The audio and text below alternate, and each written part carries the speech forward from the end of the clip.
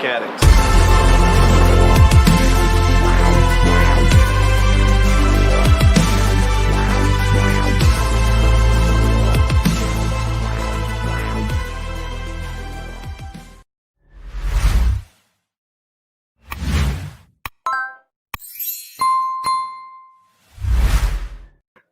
Welcome to Recovering Addict.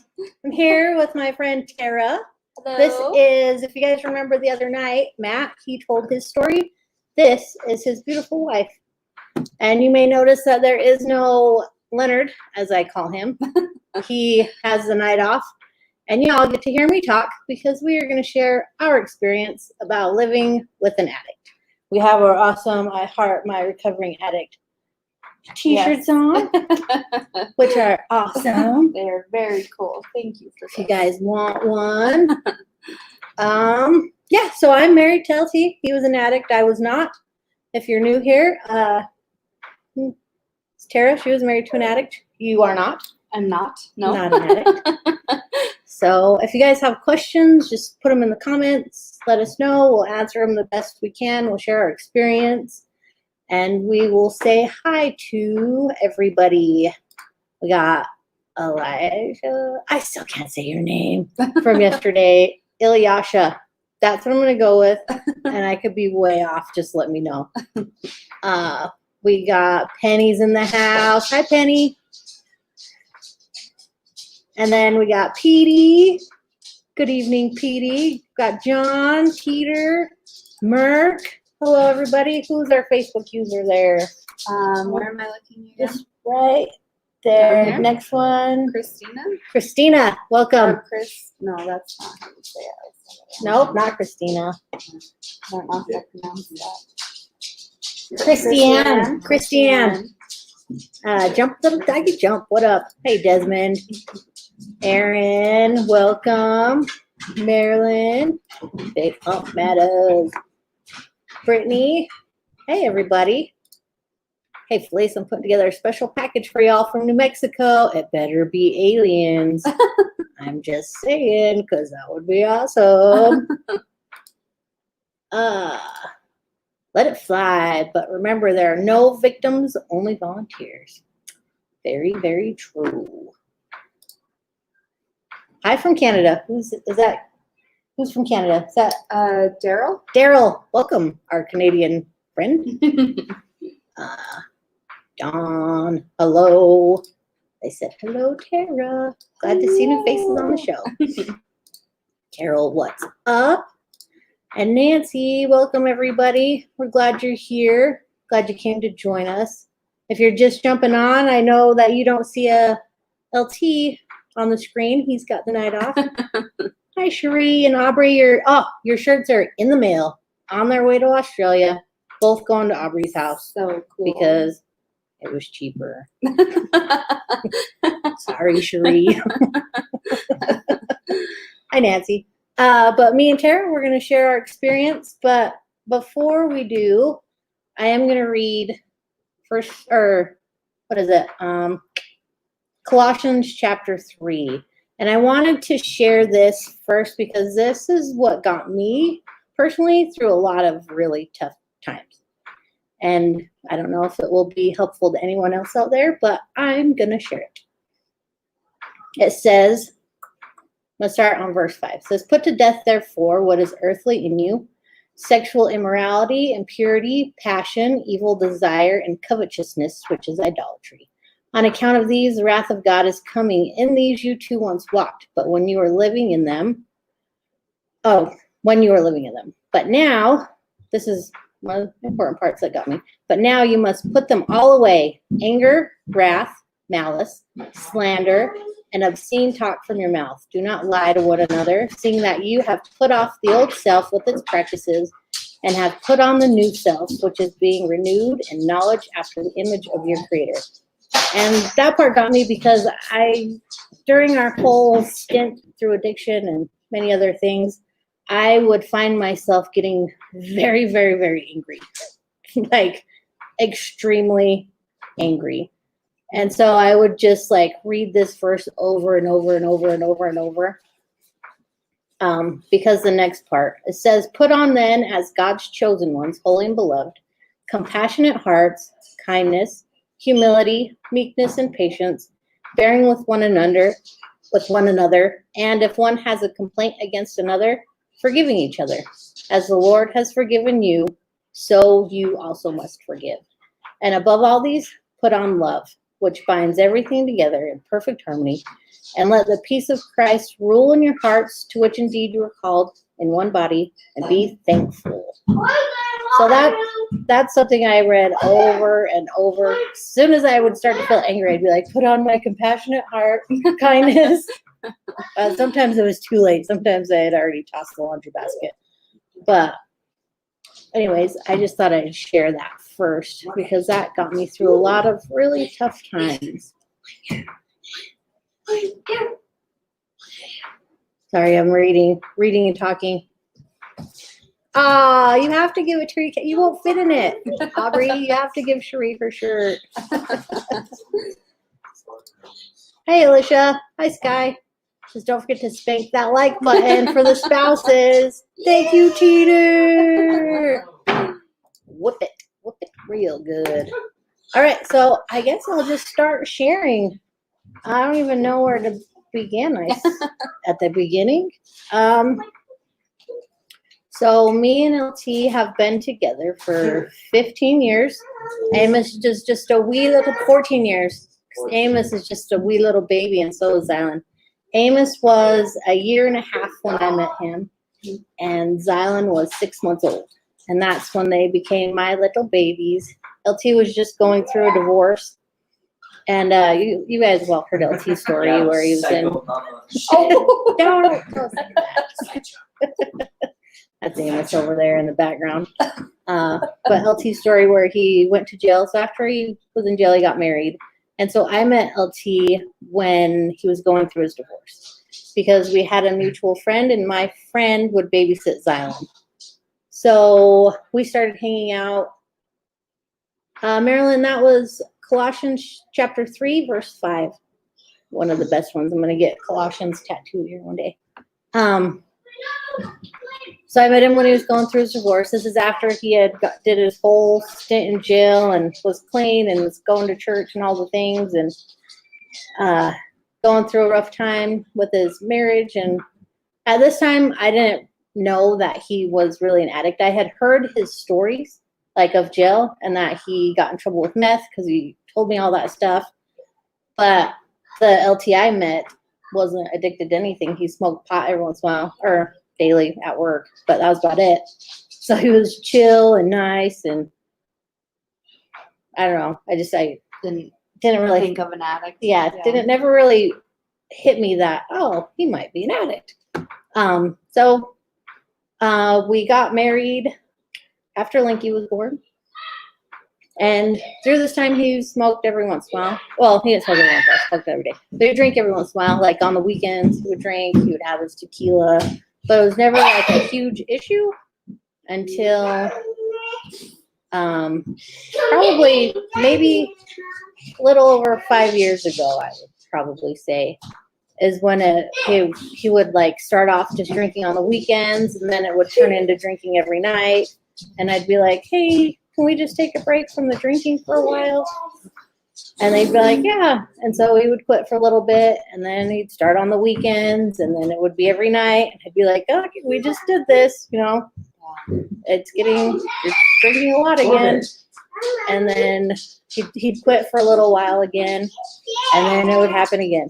And then it didn't get real bad till, like you said, around Linky's accident. It was probably just a little bit before Linky's accident. And that's when I was really started finding myself, like, watching everything he did. Like, that's when I was like, oh, there he goes. Because we have Life 360, so I could see where, like, the whole family's at on the phone. Yeah. And so he'd be like, I'm going to go to the store. I'd be like, okay. And I'd watch. I'm like, yep, I'm at the liquor store. But we just kind of had an understanding now. When he said the store, I'd be like, oh, that means the liquor store.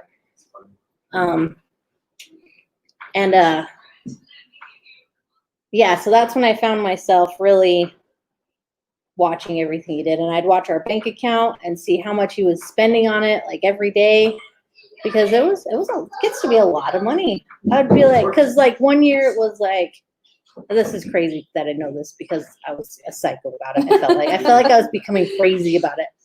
But a Facebook user, he didn't hide it. He was always very open about his drinking. So it's actually kind of nice because I always knew what to expect when it came to his drinking. It was never hidden. But that's the time where, like, one year it was like $1,000 at the liquor store for the year. And then the next year it was like $2,000. And then there's like 1 year where it was like $5,000 to $6,000 for the year at the liquor store. I'm like, this is becoming a problem. I'm like, this is so much, and you're drinking so much every night. And like, that's about the time where we would fight at night and he'd wake up and not remember, or it was just a lot of just not knowing what to expect when you get home type things, like be real happy, and then it would turn into sad, and then he'd get angry, and then I would like literally watch him go from like being sad about what he was doing to like just swallowing it and just ignoring it. It was weird. Like you could just, it was crazy. But at that time, that's when I found myself really, probably around the time of Linky, about 3 years ago, like really just getting crazy about watching everything he was doing, being like, you really need to quit because I don't feel, because I was on swings at the time and Link had just gotten out of the hospital. So he was with the kids all night while I was at work, and I knew he'd been drinking, and I'd be like, hey, I'm not going to stay on swings if I don't know that you can take the kids to the hospital if need be, because we didn't know if Link was going to have seizures or what. So I'd be like, I need to know that if Link has a seizure, he's going to make it to the hospital okay. And so I'm like stressed out about all these different things. And he'd be like, oh, the neighbor can take us. I'm like, well, no, they're not the neighbor's kids. The neighbor can't take you. I'm like, I'd have to know that. I have to trust you enough to know that everybody's going to be okay when I'm not home. But I only had to be on swings until, Link was in 4th grade. And then I was able to come off swings again and be at home with everybody. But that's when I was like starting to absolutely drive my own self crazy, because I'm like, I'm watching everything he's like, where he's going. I'm looking at our bank account all the time. I feel like I'm saying things and he's not listening. And like, I was driving myself crazy. And I told him one day, I was like, I need to go get help. I was like, I don't like what this is doing to me. I was like, I can't control you. You're a big boy. You do what you want. That's what I always told him. I'm like, you're a big boy. You make your own decisions. It's your decisions, your consequences. So that's the time, probably a year after Link's accident, I started to go to counseling with a lady from church named Maritza. I love you, Maritza. You're the best. And another friend of ours, one of our friends, because she was in a similar situation. And I had always felt like I couldn't talk about it. Like I couldn't talk about what was going on at home. I felt like if I did, people would look at LT in a negative way. And I know he's not a bad guy. So I was like, I do not want them to see him in a negative light, because when he's not drinking, he's just the best guy ever. So I was really afraid to like open up to people about it. But I knew I could trust Maritza, and I knew I could trust Jane. I said your name, hope you don't mind. And so I opened up to him. I told him everything that was going on. I told him how it was affecting me. I did it because here's the hardest thing is I had a hard time, and I was telling you this, how to share my experience without making them seem like terrible, bad people. Right. Is the hardest part for me, finding that balance. So I did my best to share with them in a way to tell them how I was reacting to the situation. Instead of what he was doing, it was how I was reacting. And so I'd be like, I get so angry and I need to control my anger. And I was like, I got so angry the other day. I chucked the laundry basket at him. I was like, I can't be doing that stuff. I'm like, I'm driving myself bonkers. I was like, I'm not an angry person. I'm like the most passive, laid back person you'll ever meet. But I was like so angry. And I think I had so much bitterness and resentment, and hence Colossians chapter 3, that I just needed to talk about it. And I think talking about it was probably the best thing I ever did.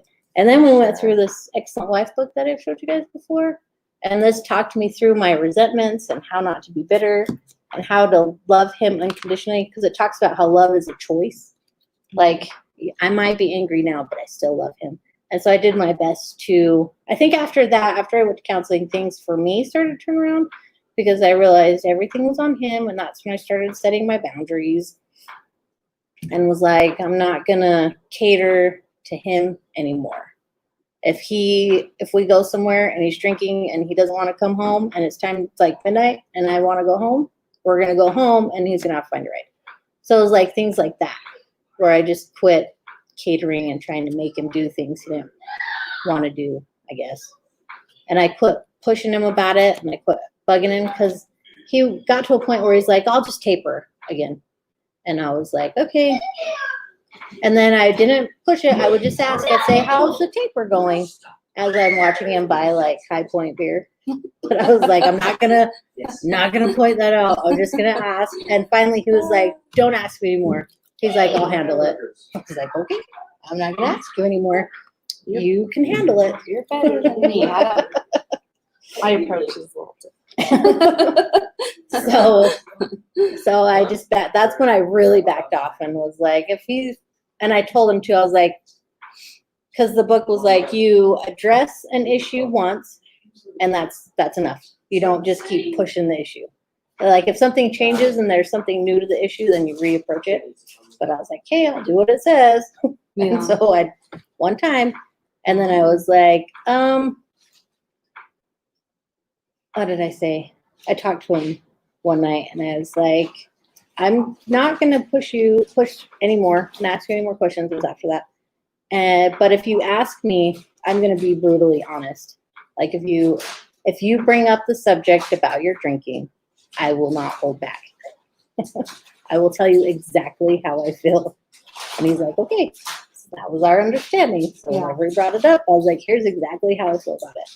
But I wasn't angry when I talked about it. Like I said, try not to be angry when I talk about it. Honest. But I was very, very honest. And eventually, like towards the end, the picture you've seen of him, he would just hang out in the motorhome, and I'd just hang out on the porch.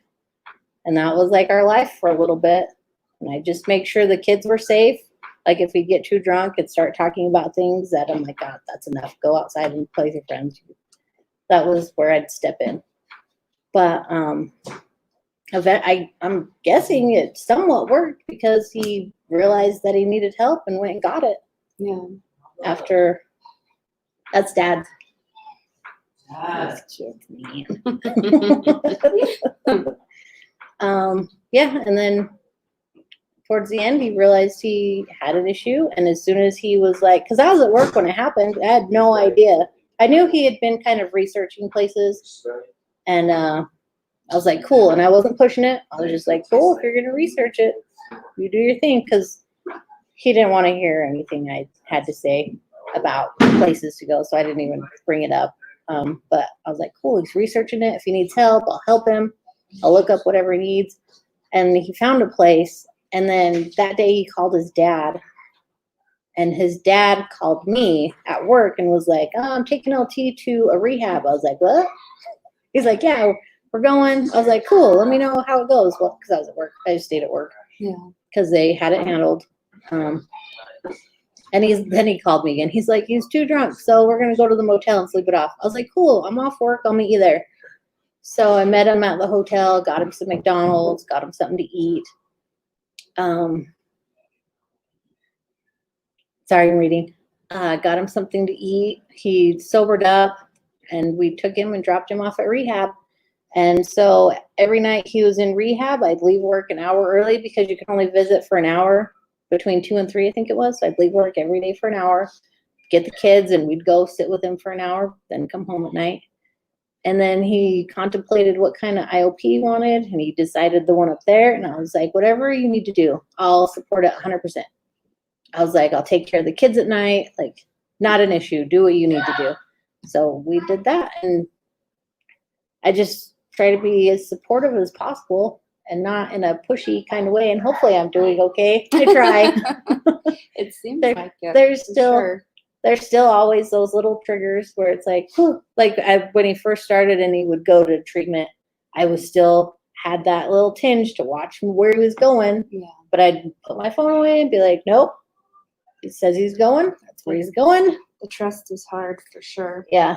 And he'd drive. Every once in a while, I'd look and he'd drive past it. I'm like, sweet. He's really doing it. Oh, good. Good. But yeah.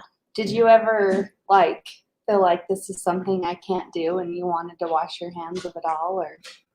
Yes. When the fighting would get out of hand. Well, I was like, I can't do this anymore. Yeah. And like the nights where laundry baskets might get thrown. Yeah. Yeah.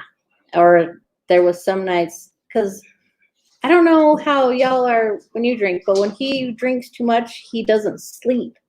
Like he would get up and he'd like run, hit things. And I was so tired because it was just loud. And so I would end up going and sleeping on the couch just to be able to get some sleep. And I'd be like, I can't do this anymore. I'm so tired. Right. Can't even sleep in my own bed. It'd just be loud. Yeah.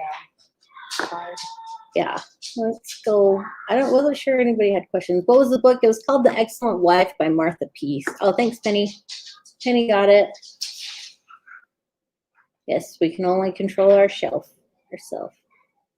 Cherie. Let's see if practice lying to bothers you. Stop asking him all the questions. Yeah, now you don't get lied to. I think I'm going way far back. I was just seeing if I missed any questions or something. I just went off on a whole rant because I don't want to lose my train of thought. I don't think that's fair to tell a wife to stop asking her husband all those kind of questions. I think that they have a right to know what's going on with their spouse and in their home, whether it's a lie or not. Yeah, that is true. Like, were you drinking out in the garage? No. Okay. Right.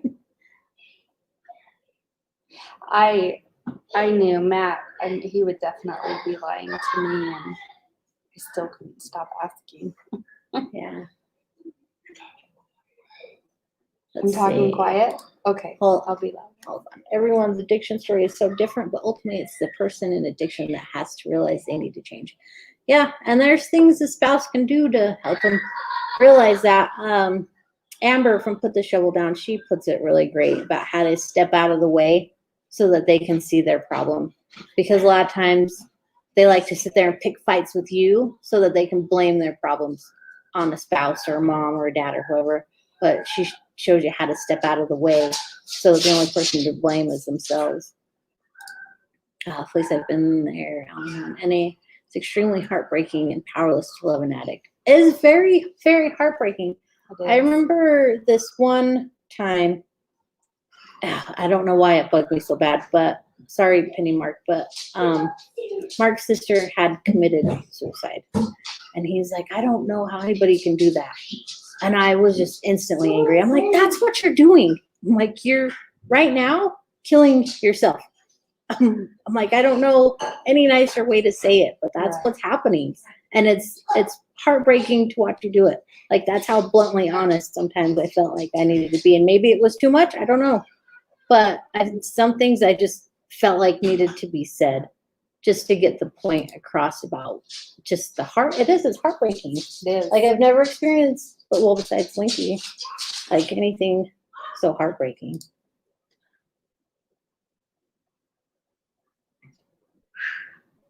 Yeah. What did you do about the fighting? I would leave and go up to his sister's house because we got into one fight one time and I was like, this will never happen again. And I said, I will start to leave. I said, if this happens again, I will leave this house.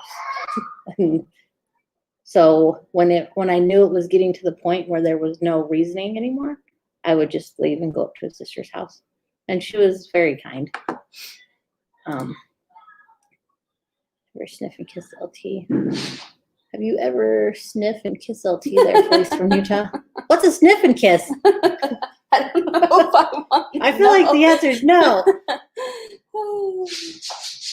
Yes, you do have every right to ask questions. That's what Tara was just saying. I agree with that. Yeah, sorry, I didn't mean to bring up your sister, Mark. It was brutal honesty blows my mind, please. So go to see it from the other side. Thank you. You're welcome, Sheree. I'm gonna let Tara tell her story now. Well, I'm Tara, Matt's wife. When I got with Matt, I also had no idea he was an alcoholic. We would go out and drink and stuff, but I think when it's just a simple night of a few drinks for you and they're kind of doing the same, you don't realize that they quite have a problem, which Matt really didn't have a problem yet. So, sorry. They yell at me all the time. And then, like Matt said, he moved away to Florida not too long after we met. And when he was out there, I know he did a lot of drinking. He wasn't in contact with his old friends or anything. I think he was bored. So he definitely did a lot of drinking there. That kind of made me be like, in my head, he's been drinking a lot, but I didn't think much of it. Got back, same thing. I didn't think anything too crazy. It was more social drinking. But Matt and I are very different people with the sense that I'll talk to anybody. I'm not very shy. I'm very opinionated and stuff. Matt's total opposite. He's so quiet. He's so shy. And when we would get together and go out, and do things like with my friends, Matt would have to drink just to be there, to socialize, and not be nervous. Matt, he's very quiet. And so just to even feel comfortable, he'd have to just drink so much. And, there'd be a few times he just would get sick out of his mind because he was drinking so much and things. But I think when it really started to really get in my mind that there was a problem was that golf tournament they talked about. That golf tournament. So I was at that golf tournament and Matt was trying to keep up with LT drink for drink. Oh. And LT can put down a lot of liquor. So it was crazy. Yeah, that golf tournament was nuts. Go ahead. Yeah, he got so drunk and I was so upset because when I met Matt, I already had a son who was 10. And that night specifically, we just had a baby, like a couple-day-old baby.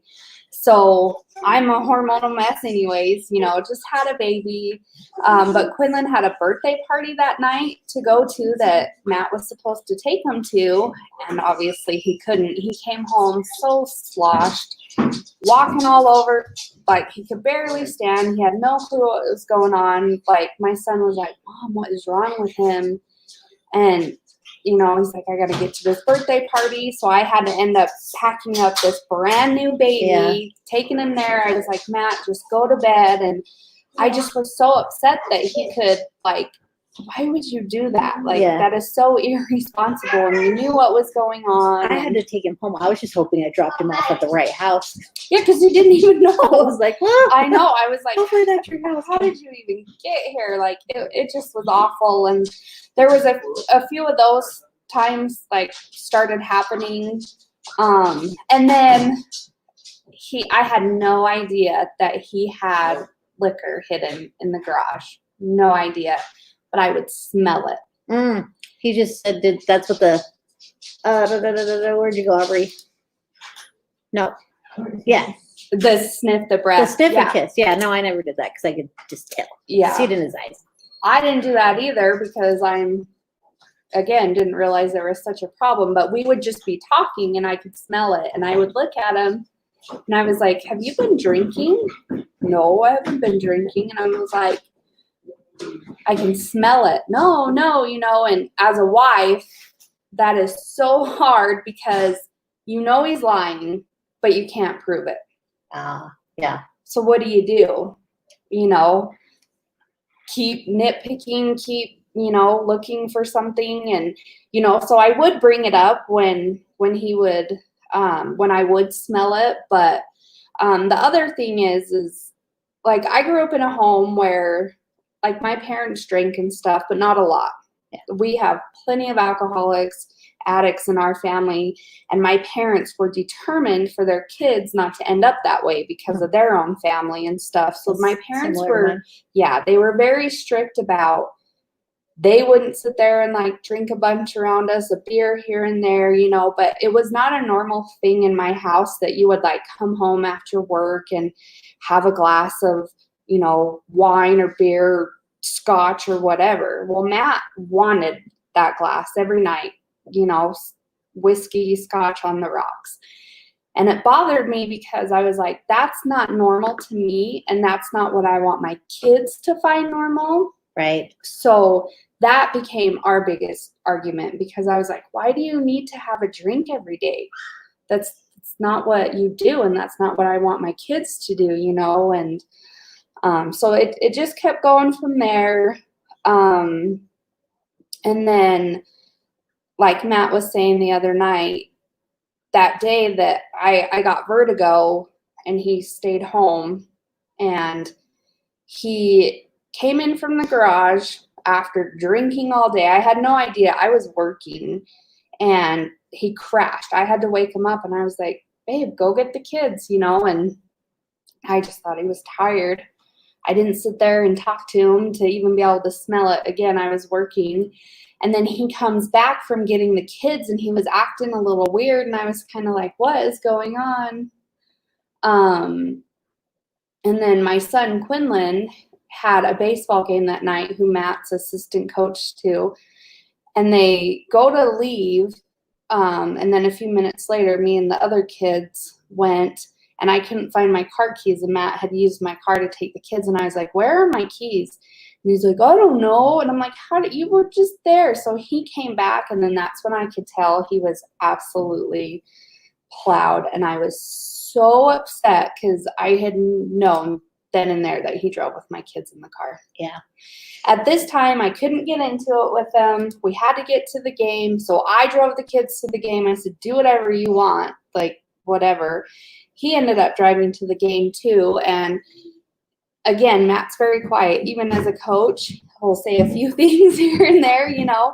He was out there, F this, F that, at a little league baseball game, you know. And this is, you know, not to try and talk badly about him, but this is the truth. This is what he was doing and stuff. And I just was like, oh my gosh. I didn't say anything to my parents. I had never, you know, you said you had talked to some friends and stuff, which is great. I never did. I was scared to talk to my parents because I was afraid of how they would react. I didn't tell any friends. Like you said, it's fear, embarrassment. You don't know what people are going to do. But when he couldn't find his car, and Quinlan was old enough to know what was going on, and I was like, oh my gosh. I called my parents. I helped him get in this, or I got him in my car. If you're not driving, get home. I called my parents because literally I wanted to kill him. Right. And, you know, the fact of them being there was probably more for his safety than them, like, just talking to him, too. I was like, I'm going to lose it. And so, yeah, we wanted to try and, you know, intervention, whatever you want to call it. But he was, with that conversation, you know, couldn't happen. But I was like, what am I going to do? Talking to my parents and stuff, you know. And then they left. They were like, just let him sleep it off. Talk to him tomorrow. And this is where my mind started to go crazy. I started going through his phone, all this stuff. Definitely came across some things I was not happy with. And so the next day when he was awake, and then I told myself that night, I was like, what am I going to do? You know? And so when we talked the next day, I was like, I will stand by you if you want help and you want to get better, but I need to know that you're going to be loyal to me, for one, because I'm not going to play that game. Right. I've been single most of my life. I can do it again, you know, and I'm very forthcoming and a little aggressive that way. But so we talked about that stuff. He said he wanted to help and stuff, but I was like, look at this position you put me in. I have to call Quinlan's dad and talk to him that you drove his kid drunk. Like, look what you've done. And I told him, I said, I can't let that happen again. I will leave you before you put my kids in danger and in danger of me losing one of my kids, you know? And so that was one of the hardest conversations I had. And thank God he was mad, but he was understanding. They said they're willing to help, you know, him and his longtime girlfriend and stuff. But my family, they talked to him. They said that they were willing. And then right away, he got into treatment, and it was hard. And yeah, you want anger and all those kind of feelings. It's hard because, you know, I've been fine to not drink and stuff. I knew my life's going to change. Like, I've got to become sober and stuff. But there were plenty of fights of, you know, like, we have these young kids. You're gone every night of the week. I'm taking care of them, you know. Again, I know it's for the best, but that doesn't mean some nights aren't harder than others. Yes. And, you know, our social situations are going to change. And, you know, you've just changed my whole life because of, you know, decisions you've made and stuff. But at the end of the day, I knew it was for the best, and I wanted to support him. And, you know, thank God for you guys and the groups. And I love it because Matt's grown so much as a person. Like, Yeah. truly, he's come out of it so much better. He can talk easier to people now, and he's just grown and matured. And so honestly, like, there's no regrets, and I think it's just helped us so much. And just to be honest and communicate and communicate stuff. It's nice to communicate, and like, they remember you communicated. Yeah, right. That's nice. I know. There was, like, we went to Minnesota for one of my cousin's weddings, and he got so, I mean, we both drink a lot, but he got so bad and he started to get mean, and that's not normal, Matt, and stuff. And I was like, dude, what is your problem? Let's just go to bed. And the next day, like, he had no idea. And I was like, you were so awful last night. Yeah. And you don't even know, you know? And yeah, it's hard. I think we had one show, and I think I said something about that in LT that like never really dawned on him, because he was talking about all of these things, and I was like, yeah, you guys got to forget, but we get to remember. So it's like a different dynamic there, where and I think that's the hard part, all the fights and all the mean things that were said, they don't have to remember it. Right. But that's things that we as family members have to work through. Yes. And realize that those things weren't personal. Like, they weren't things that were said there's these little bugs everywhere, deliberately be hurtful. Yeah. It's just, it was the addict talking. And those are things you have to learn later, I feel like. If not, something to learn sooner rather than later, because the longer you wait to learn that lesson, the more heartbroken you're going to be, and the more resentment you're going to have. So it's better to just remember that that's the addict talking. I understand he said mean things to me, but he's not going to remember what he said in the morning. So why do I need to remember it? Right. Well, and you have to, I think if you're going to accept that you are going to be with them and support them, that you have to accept that kind of stuff happened. And it does take time to get over, but you do have to work on it, because it's not fair. We got in a fight, you know, a while back. I was upset. I threw the whole driving with our kids, you know, in your face. And that's not, you know, I felt terrible, but those are things you do got to work through. So you can't forgive them and then just keep bringing up the past. Yeah. That's not going to help them. That's not going to help you. So you either got to be on board or not. And, you know, and be okay with it. And those are things we can't change, but I'm sure it's the same, but their track record now has been awesome. Like, we did have that one little hiccup, and he told me about it, and we got yelled at by Rick, the therapist, for it. And we both learned from it. Hi, Mom. Hi, Denise. Welcome, Sawyer House. Glad you're all here. I don't think my husband, I don't know about you, Feliz, but I don't think they've ever resented me. If anything, I think, Matt says he's grateful and glad and happy. He don't put the blame, like, I'm not the reason he had to get sober. I told him, this is you. This isn't me. I can't decide that for you. So Yeah, I don't think LT Yeah. resented me for it. At a certain point, I chose to be sober because one of us had to be. But I never really got drunk anyways. I'd have like one drink every now and then. I guess I don't know. kind of lied when I said I'm sober. I have had a girls' night here or there where I've had a drink. So, Yeah. but I'm not in our home and not around Matt. Yeah. It's been a while. I always make sure I was good enough to drive or leave or do whatever anytime we needed to do it. Both of you women are very strong. Love concurs. Did you feel like he hated you? Sometimes, yes, I did. Just because of the mean things that would happen. But then, like an hour later, I'd be like, he'd be all lovey-dovey. So then I didn't. It was very confusing times. Very confusing. How about you? Do you ever feel like Matt hated you? No, I don't think so. We are going to take a brief second after all of this chatting, and we're going to get a quick word in from Cassie with our quote of the day. If I can find it, because LT's not here to the computer, so I'm going to do it. Here we go. Hey guys, I'm here checking in today with your motivational quote on recovering addicts. Some of us think holding on makes us strong, but sometimes it's letting go. Herman Hesse.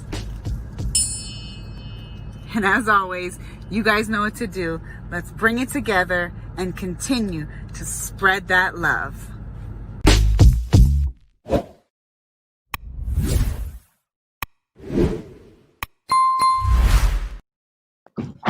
Thank you, Cassie. And how fitting was that? Yeah. Letting go makes you strong. It's so true. That's so true. I had to let go of a lot of things. Yeah.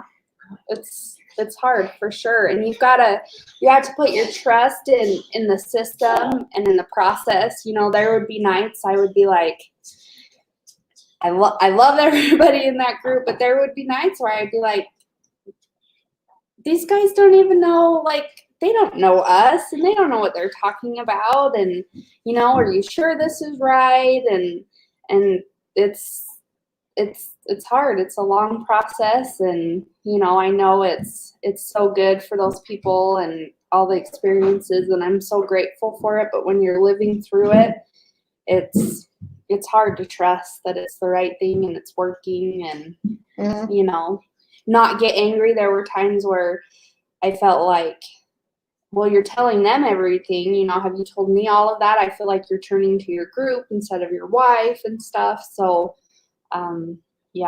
there's ups and downs through it all.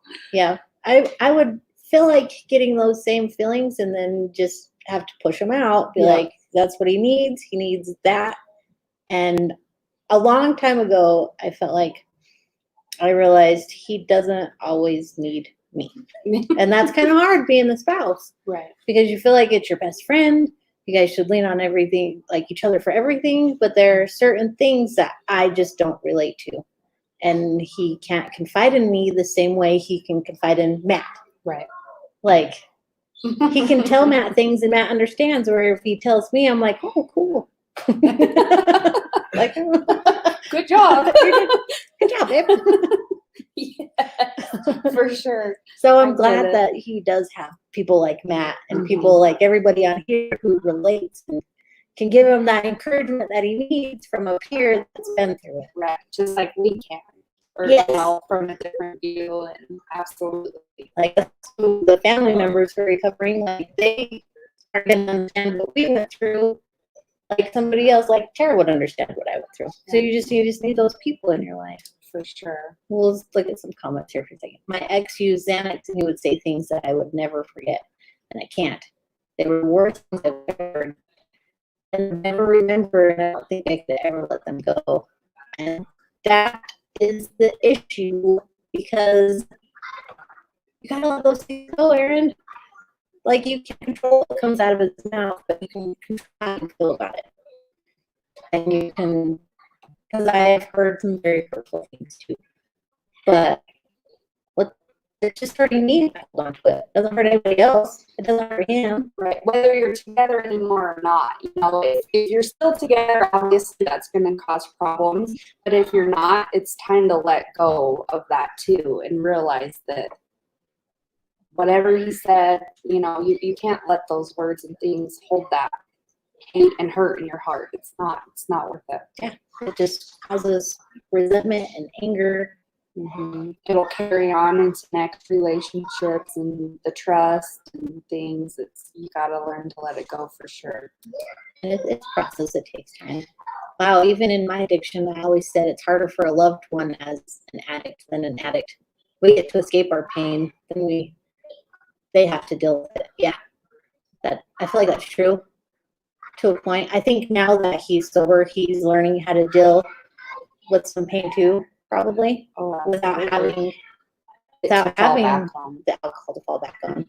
I fell back on food, so I feel like that's cheating. Matt does a little bit of that now.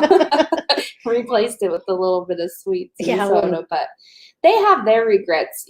I mean, it's not like they're proud of what they've said and done. They have to work through that too, and they have every right to forgive themselves and to move on from that as well. So it's all about forgiving each other. Yep. Like, I'm not going to hold it against LT or nothing, and hopefully don't hold nothing against me. Leonard, do you? Just kidding. It's so hard not to resent him for all of it. I just want a normal, boring life. I'm grateful for you both sharing. It gives me hope. I always wanted a normal, boring life too, but came to realize I wasn't going to get one anytime soon. Not with kids. But that brings up another thing. Is I found myself holding him to this higher standard of what I expected he should be, instead of accepting him for who he is. You know, that makes sense? Yeah. Like, I wanted him to be all these things and this fantasy in my brain of what I wanted, instead of just realizing who he was and just loving him for who he is. Yeah. So that was another thing to learn. Well, it's easy to focus on the flaws, the negative, the drinking and this and that, instead of, like you said, what the good is. And sometimes that's what you need to focus on, is the good through that to help you get through those bad traits, for sure. There's a person behind the addict, and you have to love that person. Mm-hmm. You're strict with the addict, but you love the person behind it. Right. I lived as a codependent wife to an alcoholic for 18 years, so I understand what you guys went through. Then once I divorced him, I turned into an alcoholic. Well, it happens. Obviously, lots of things that needed to be worked through in your life too, it sounds like. Yeah. But yeah, codependency, that's hard, because I never was like, I'm going to be codependent one day or anything like that stuff. Never. I didn't even know what codependent was until like a couple of weeks ago. I'm like, oh, that was me. It's things that I had to work through and get help with, because I didn't understand what the feelings was. Yeah. It's hard, and that's why there's support groups for us and for the family and the kids, and it's so important. I've always loved you guys from the beginning. You've brought your kids into it all and been a part of it. That's so huge, because they're not blind, they're not dumb, they understand, and they need to not resent their parents either, and their fathers and their moms, and know that they still love you, they have a problem, and I love that you guys have always done that. Well, because they've seen things that they shouldn't have ever had to see. No. They needed to heal too. Exactly. You're welcome. Hi, Brandy. You want to come say hi? Brandy does. Brandy's the best, and I love her. Well, I wish you guys could see Brandy, because she's awesome. She's so pretty. There's the man, Hi, the guys. myth, the legend. You hear all the dirt on me? No. All the bad. I told him everything. I was like, I threw laundry baskets. Gave him a black eye. I did not tell them about the black eye. See, I was nice. I told him the situation without the details. That's funny. If you are logical about it, pretty much everyone who is with an alcoholic should leave them, because the odds are they are not going to get long-term sobriety. That's logic. But then there's love. There's love. I always held on to the hope. that one day we'll see and he'll get some help. I kept telling him to. I was like, you need help. Yeah, you gotta decide, are you in or are you out? Like, there's no way you're putting by yourself. You're gonna die. You should go to rehab. Right. Oh, I think we're way behind here. Here we'll go. Here. Nope. Here. Boom. You not alone, Felice, because only another addict can relate to addict. True. Very, very true. I'm missing some things. Boom. Did you ladies ever get just so tired of codependency recovery? Just needed a break. It was really hard to not control an addicted spouse. Yeah, that's why I went to therapy. That was my hour break for the day. Yeah. There's nowhere to go. Like, it's your house, and they live here too. Right. So why he stayed in the RV and I stayed on the porch.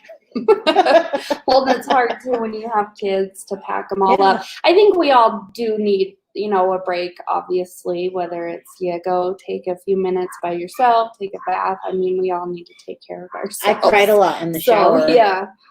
Yeah. Shower was my place. Bath is mine. Yeah, definitely. But I think, on those hard times, again, I think it's about being honest. We expect them to be honest. I'm having a hard time right now. I'm not understanding this. Just need a minute. I need a break or something. Mm-hmm. It's part of it. For sure. Oh, yeah. I'm glad it's over too, Erin. You can forgive, but just not forget. Just don't dwell. There's a difference between not forgetting and dwelling. Right. Don't dwell on it. Absolutely. A recovering alcoholic can be a great person. Practicing or alcoholic in early recovery is damaged. We're all damaged. I'm just saying. I'm damaged. I'm damaged goods. Nobody's perfect. We all come with baggage. We just need to learn how to deal with that baggage in a healthy way. Yeah. Not rely on substances or cheesecake. I ate a lot of cheesecake when I was in the hospital. Real bad. Real bad. Cheesecake and hamburgers. It's hard. I feel like I don't get the validation I need for having to put up with everything. And you may not ever get it from your addict. You may get it from a peer because they understand what you're going through. Yep. Whereas an addict doesn't. And who knows? Right. And if you are trying, this is me. I did try and find validation through him, and that's not where my validation comes from. Comes from yourself. And I am a Christian. I did read Colossians chapter 3, but I believe that my validation comes from Christ and not through my husband. And that was another lesson to learn. Codependent No More is a great book. I'll have to get that one. Yes. Remember, the alcoholic sick person, love that person as if he was a sick patient and love him to healing after he sobers up and remains that way. Yeah. And remember, love is a choice. It's not always a feeling. Like, you might be angry, and anger, at that time, you don't feel like loving somebody. Like, loving and liking are not the same. No. Like, I can not like you right now, but I can still love you. Absolutely. That's fair. It's very fair. It's a choice. Yeah. I'm doing my steps again now to be able to get over my resentments that I have with my ex. He has never apologized for any of his bad behavior, and he may not. No, but hopefully he can learn and grow and do it. But you definitely got to be okay with it. Everybody needs an RV if they live with an addict.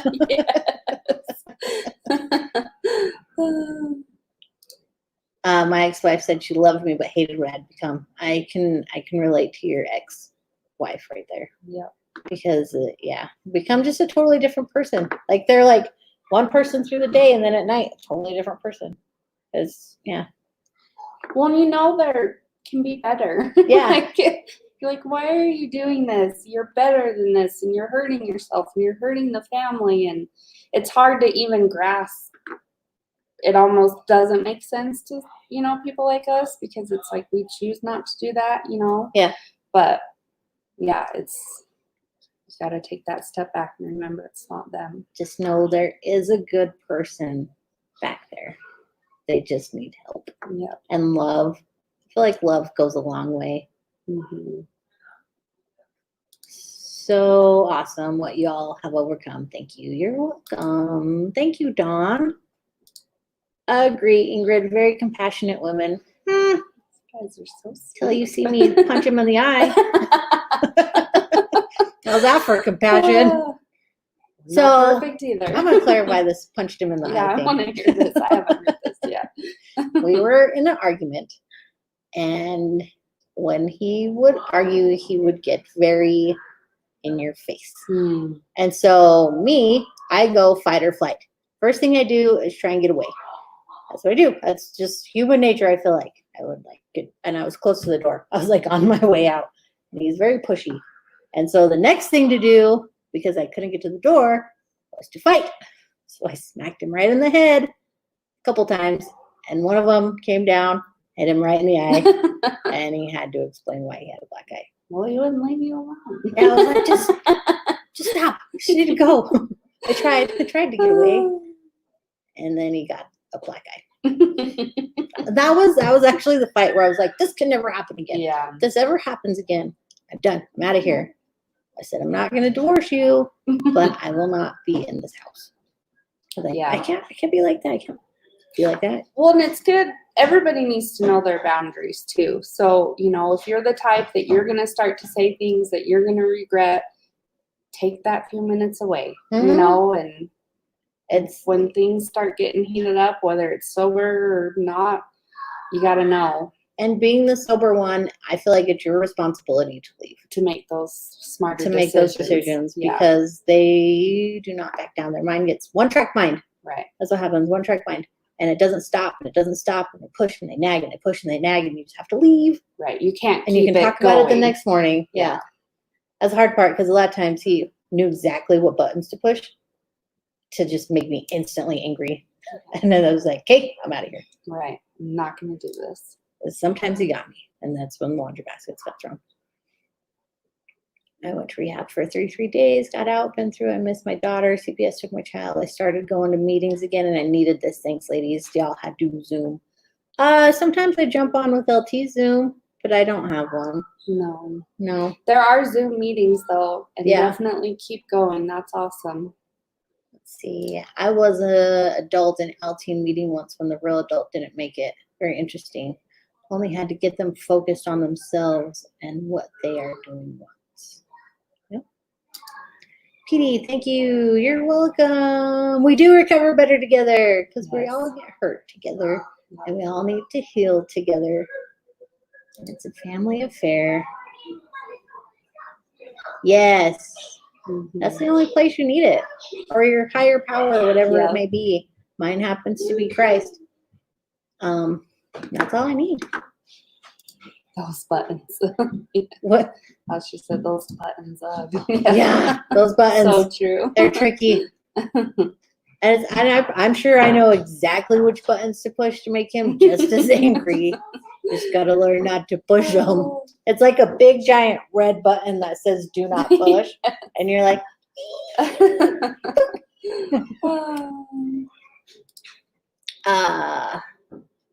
just don't feel like a martyr isn't a good place to be. Resentments are very bad for you. Easier said than done, I know.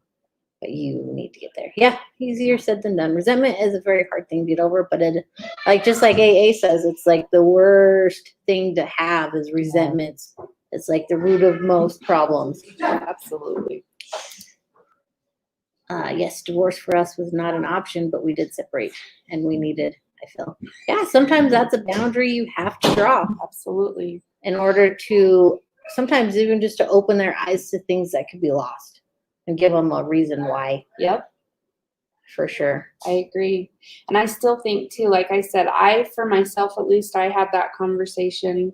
Can I do this? Can I be the wife to stick by him and be okay? Know that he may relapse and stuff. And I think it's fair to have that conversation with yourself. I really do. So whether you support him from afar or not at all, or you're done, it's, you know, you need to do that because it's not fair for them. to get sober if you're not on their side, and you're just going to make it harder Mhm. either. You know, If you need so, to leave to be able to do that, you need Yeah, to leave. To be able to do exactly. that. Yeah. Sometimes I feel like there was more boundaries I probably could have made sooner on that I didn't make, but But how do you know? let bygones You know? be bygones, Yeah. I guess. We're here Yeah. now. That's all that Right. matters. Hopefully my kids can forgive me one day. Feels so much better not drinking. My brother and I live in the same home. He still drinks. I pray daily. He wants to stop. Oh, That's that's hard. gonna be tough. It's Being gotta a be way tough. drinker and watching Somebody else drink right there. and knowing that it's an issue. It's so hard. So hard. That's so heartbreaking. Watching the ones you love just slowly dwindle away and knowing there's nothing you can do to stop it. That's the hardest thing. Absolutely. Very hard. So our hour's up. If y'all have any questions, I know the boys popped in and then they bounced again, but They're all having fun They- downstairs. oh yeah, they got their kids over here too. They're so cute. Oh my gosh, your Thank kids are you. the cutest. Thank you. Little blondie girl all over. Boy's just a little firecracker. Oh, yes, he is. Love it. Yes. Yep. Anything else y'all want to talk about? I'm going to read the put-ons again one more time just as a reminder because I love it. It says, put on then as God. Well, let me start here. I'm going to do the put-offs. You must put these off: anger, wrath, malice, slander, obscene talk from your mouth. Do not lie to one another, seeing that you have put off the old self with its practices and have put on the new self, which is being renewed in knowledge after the image of its creator. Put on then as God's chosen ones, holy and beloved, compassionate hearts, kindness, humility, meekness, and patience, bearing with one another, and if one has a complaint against another, forgiving each other. As the Lord has forgiven you, you must also forgive. And above all these, put on love, which binds everything together in perfect harmony. And let the peace of Christ rule in your hearts, to which indeed you were called in one body, and be thankful. Be thankful.